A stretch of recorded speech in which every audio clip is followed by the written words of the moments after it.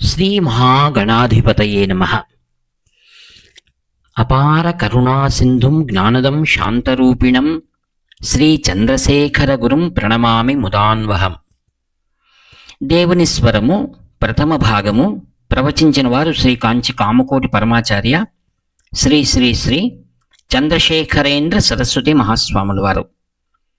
ప్రస్తుత విషయం వాక్కుకు అర్థానికి ఆధారం పరమాత్మయే. కనిపించేది వినిపించేది మాత్రమే నిజమని, వేరే ఏ సత్యము లేదని వేదాలలో పురాణాలలో చెప్పింది అబద్ధమని అనుకోవద్దు. మన కంట్లో ఉండే లెన్స్ ద్వారా మనం వస్తువుల పరిమాణాన్ని నిర్ధారించుకుంటాము. లెన్సు పరిమాణం భిన్నంగా ఉంటే మనం చూసే వస్తువు కూడా ఆ ప్రకారం మారుతుంది. ఆ లెన్స్ శక్తికి అతీతంగా ఉండే కాంతి రంగాలు ఉంటాయి. మన చెవిపోర వినగలిగే పరిధిని దాటిన శబ్దం కూడా వింటుంది. మన చెవిపొర వినగలిగే పరిధిని దాటిన శబ్దం కూడా ఉంటుంది. మనం చూసేది వినేది తప్ప వేరే ఏది ఉండదని ఎట్లా అనుకోగలము? ప్రశ్న. దివ్య శక్తులను పొందిన మహాత్ములు జ్ఞాననేత్రంతో దివ్య దర్శనాలను పొంది వారు చూసిన దేవతామూర్తులను వర్ణించారు. మనము వినజాలని దివ్య శబ్దాలను విని మనకు మంత్రాలను అందించారు. అట్టి మహాత్ములు మొత్తం విశ్వాన్ని పరమేశ్వర నర్తనంగా మాత్రమే చూస్తారు. అదే నటరాజ నృత్యం. అన్ని శబ్దాలు నటరాజ నృత్యం నుండే ఆవిర్భవించాయి. నటరాజు చాలా వేగంగా నృత్యం చేస్తాడు. ఆ నృత్యం ముగిసే కొద్దీ ఆ పొడుగాటి ముందరి జడలు ఇరువైపులా ఎగిరి నిలుస్తాయి. ఈ రోజుల్లో కదిలే వస్తువులకు ఛాయాచిత్రాన్ని స్నాప్షాట్ తీయవచ్చు కదా.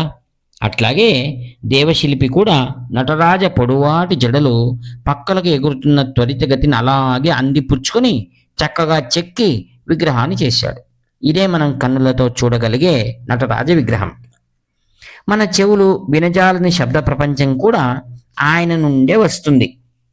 నటరాజు తన చేతిలో అటూ ఇటూ తిప్పితే శబ్దం చేసే ఒక డమరకాన్ని పట్టుకుని ఉంటాడు. భిక్ష కోసం వచ్చే కొందరు సంచార ఆటవికులు అనగా బుడబుక్కల వాళ్ళు వాడేదానికన్నా కొద్దిగా పెద్దది. మారియమ్మన్ గుడిలో పూజారి వాడేదానికన్నా కొద్దిగా చిన్నది.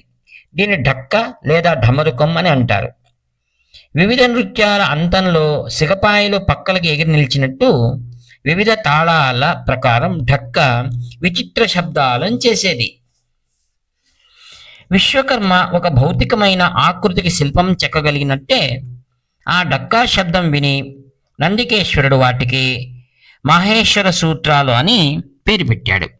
ఆ శబ్దం ఆ ఇవ్ ఉన్ అని ప్రారంభమయ్యే హల్ అని అంతమయ్యే 14 వర్గాల అక్షరాలు ఉంటాయి. పాణిని ఈ శబ్దాలను వ్యాకరణానికి ఆధారం చేసుకుని అష్టాధ్యాయి అనే గ్రంథాన్ని రచించాడు. వేదాలు మొత్తం 4, వాటి అంగాలు 6. మీమాంస, న్యాయ, పురాణ, ధర్మశాస్త్రాలు 4. సనాతన ధర్మానికి ఆధారమైన ఈ ప్రాథమిక సాహిత్యం అన్నీ కలిపి 14 చతుర్దశ విద్యాస్థానాలు అని పిలువబడతాయి. వీటికి అనుకూలించే విధంగా దేవాది దేవుడి నటరాజు డమరంకం నుండే ఈ 14 వర్గాల అక్షరాలు ఉత్పన్నమైనాయి. ఇదే ఆతో ప్రారంభమై హల్ ముగుస్తాయి.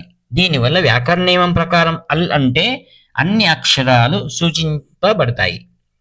ఇక్కడ నొక్కి వక్కాణించేదేమంటే ఈ హల్ అనే అన్ని భాషల్లో కనపడుతుంది. ఉర్దూలో అలిఫ్ మొదటి అక్షరం, గ్రీకులో అల్పా ప్రారంభాక్షరం, ఆంగ్ల భాషలో ఆల్ఫబెట్ దీని నుండే వచ్చింది. ఆ విధంగా అన్ని భాషలు అన్ని శబ్దాలు పరమాత్మ నుండే సముత్పన్నమైనాయి. వీటి గురించి యజ్ఞనారాయణ దీక్షితర్ ఒక చతురమైన శ్లోకాన్ని వ్రాశాడు. పాణి అంటే చెయ్యి, నాదం అంటే శబ్దం. పాణి నినాదం అంటే నటరాజు చేతులతో చేసిన శబ్దము. అది పాణిని మహర్షి శాస్త్ర అనగా నాద భాషగా అయింది. పతంజలి వ్యాకరణానికి భాష్యం రాశాడు. ఆయన ఆదిశేషుని అవతారం. ఆదిశేషుడు నటరాజుని పాదానికి చుట్టుకున్నాడు. నటరాజుని చేతి డమరకం నుండి శబ్దం వచ్చింది. నటరాజుని పాదాలకు చుట్టుకుని ఉన్న పతంజలి దానికి వివరణ ఇచ్చాడు. నటరాజు తన చేతులు కాళ్లను కదిలించినప్పుడు అన్ని భాషలు విజ్ఞానాలు పుట్టాయని కవి భావన.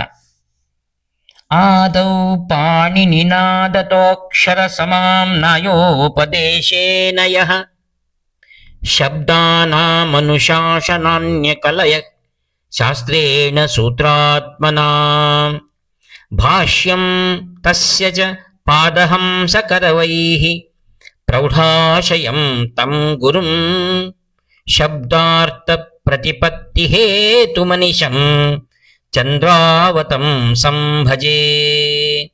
ఇది సాహిత్యరత్నాకర ఏకాదశ సర్గే శ్లోక. ఒక పాఠభేదము. ఆదౌ పాణినా త్వమక్షర సమాం నాయోపదేశేన. దీనికి అంతరార్థం ఏమిటంటే శబ్దం, దాని అర్థం భగవంతుడే తమ ఆధారంగా కలిగినది. మనం దీన్ని గ్రహిస్తే వాక్కు వృధా చేసుకోము. మనం వ్రాసేది మాట్లాడేది అంతా మనలను ఇతరులను ఉన్నతీకరించి భగవంతునితో ఏకత్వాన్ని భావింపచేయడానికి సహాయపడుతుంది.